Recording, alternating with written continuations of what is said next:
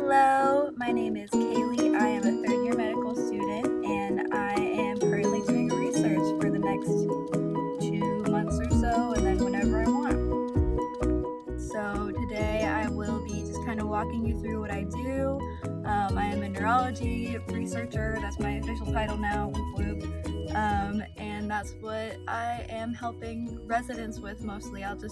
Because as a resident, you're required to do a certain amount of research, so that's what I'll be helping them do.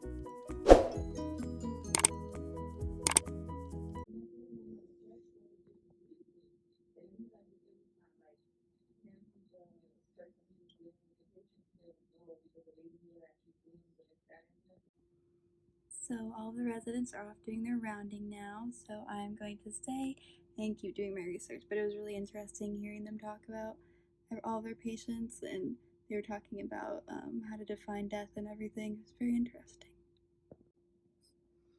So right now I'm just looking up Erdheim-Chester disease, and it seems very interesting and very rare. I think we have a patient here that has it, and it seems hopefully that we can figure something out with it.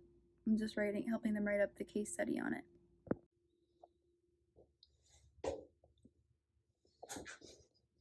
Oh, you sexy thing.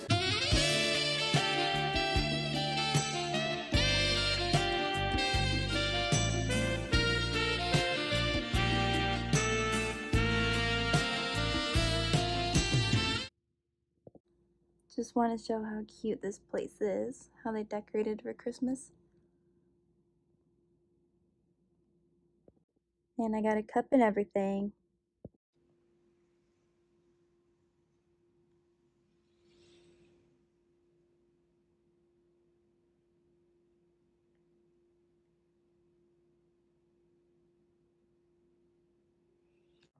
I always feel like when I'm in here, I'm going to hear some drama going down or see someone making out because of Grey's Anatomy, how much I've watched that.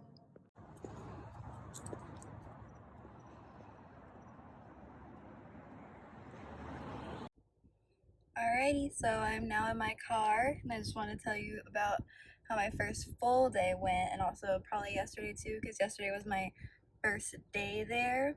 Even though I was only there for a couple hours, I just went basically to see what it was like, because I toured there before for the research program, because I did my interview 2 years ago, but then they just didn't have a place for me, even though they said they wanted me, and then they were like, well, you need to be an active medical student, and I wasn't one yet. So now that COVID is a thing and I didn't have any core rotations, I was able to dedicate my time to research. So that's what I'm doing now. But now I finally got to meet all the residents that I'm going to be working with.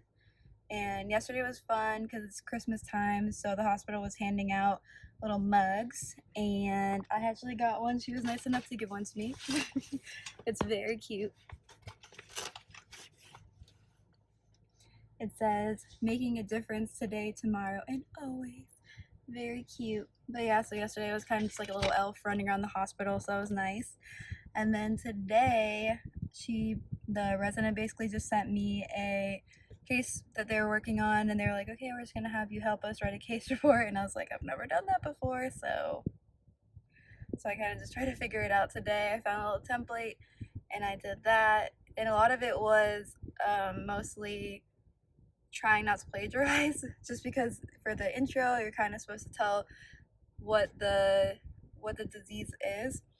So you go in up to date, and I went to up to date, and it's hard not to just say everything, because you're just describing a disease, and you can't really, everything's so technical, so if you describe it differently, it's going to be wrong. So I spent all day trying to not plagiarize, basically, and then I also was trying to figure out what was important for this case, because this man essentially had a mystery diagnosis in the beginning.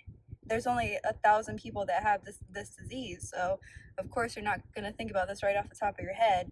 So it was just kind of crazy in the beginning, but that's what they want. They want to put all of the craziness so that in the future this case study can be used, because it's going to be the 1,001, or maybe the 1,000th, because there wasn't even 1,000 reported yet. But hopefully the progress and everything that you write down will help, because it will be okay. I saw that they had this, so then I did an image, but they also had this, and that's kind of crazy that they would have 3 different cancers. I don't think that they would, even though they don't really have a whole lot to do with each other. So it's better to get more and more case studies out there so that we can actually understand why things happen and we can spot the zebras that are in the horse crowd. That sounds weird. But all the residents and medical students were really nice. Tomorrow's Christmas Eve, so they were very ready to get out of there and go home to their families, even though, I mean, I know for me, my Christmas Eve is going to be cut short or cut smaller by at least 20 people, if not more. So it's going to be a very chill night, but I'm excited nonetheless. I love spending family time, and that's how they all are too. And I mean, I feel like that was a regular day, though. I'm sure they just want to go home.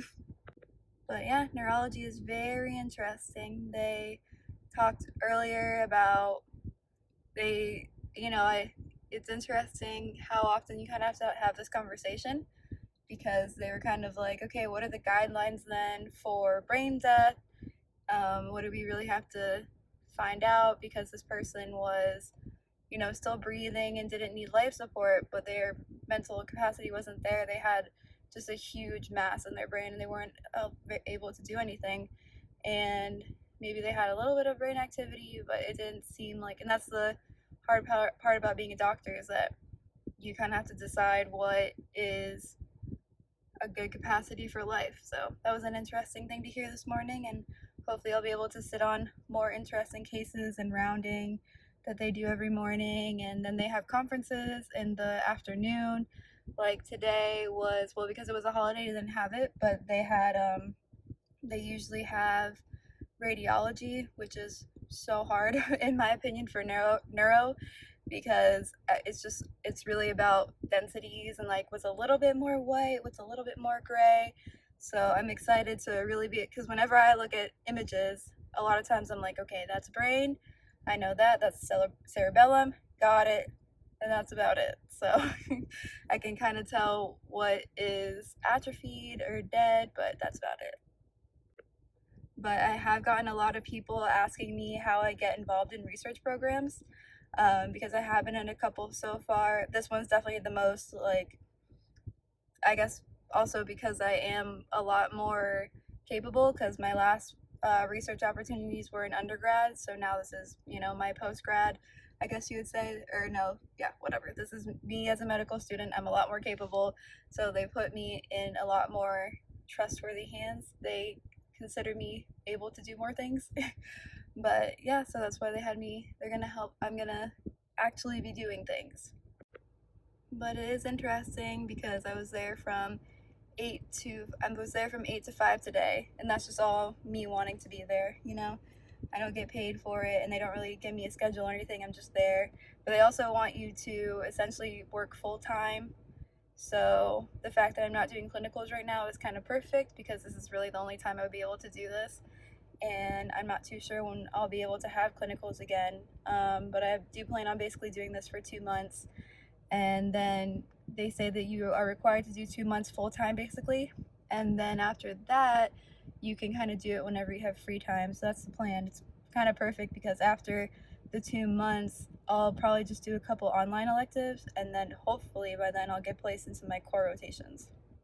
But yeah, I mean, definitely like and comment if you would like a video on the whole how to get research, because I have gotten about 3 so far. And in medical school, it can be hard to get research just because everyone's kind of gunning for the same one, and it is a lot of personal skills. I think more than people think, it's not just what can you do and what's on your resume. It's a lot of, do people like you, because they're gonna have to sit around with you for that long and they're gonna have to trust you. So I'll definitely try my best to give advice on that, because I know I worked really hard to get this specific one, and also many other, like the other 2 ones that I was involved in research for real-time functional brain mapping.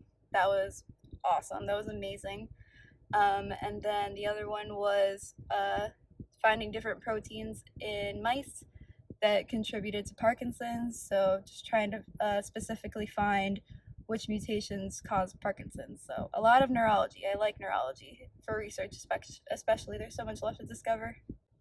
But all the residents were very nice. They were very busy, but still very nice, and they made sure to, really dive through what their patients are going through, and it was really interesting to hear them talk. It was really interesting to have be somewhat included and kind of talk about what was more important in the different things we did today.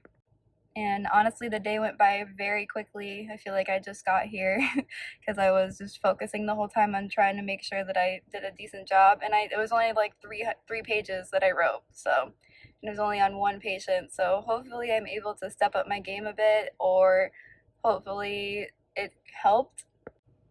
I do realize too that I have so much left to learn or kind of relearn, because it has been a little bit since I've been in not in the clinical settings, but yeah, I guess in the clinical settings, but more of the, specific stuff, like really focusing in on neuro, because I didn't see a lot of neuro cases whenever I was doing my internal medicine foundations. That's what we just did for our clinicals.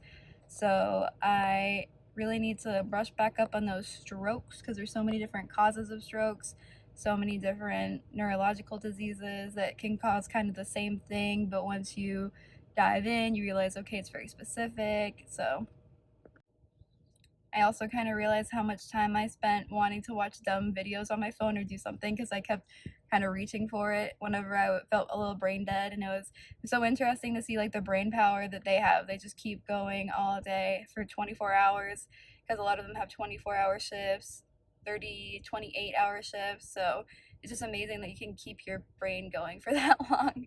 And they just kept watching videos that were even more educational, just trying to fill their brain with more education. And then they were always talking to other doctors and seeing their opinion and everything. So it's definitely so cool to look forward to that.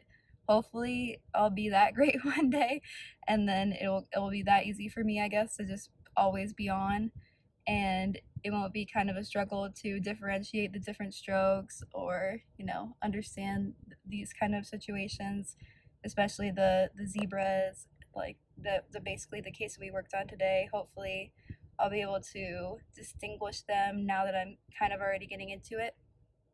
But yeah, now it's time to go home and just relax for the rest of the day, and then have Christmas Eve tomorrow, and then Christmas, and then, but Christmas is always chill, and then hopefully maybe I'll get back to it this weekend, or I'll just come in on Monday. It's kind of weird to come in for 2 days and then not for another 4, but I'm sure I'll get back into it. But happy holidays, everyone. Stay safe. Maybe try your best to eat outside or have small groups. The cases have been spiking. A lot of people in the hospital have been getting them, a lot of the residents and everything. So I made sure to keep my mask on while they were around, and I made sure to wipe down all the surfaces and all that. So yeah, just make sure that you're staying safe, please. But also have a great time. I'm sure that being with family is so much fun. Or if it's not and you just want to hang out with yourself and watch Netflix or do nothing, that's awesome too. Thanks for tuning in. Don't forget to share and subscribe. I'm going to be making more videos like this now that I have time. I hope to see you in my next video.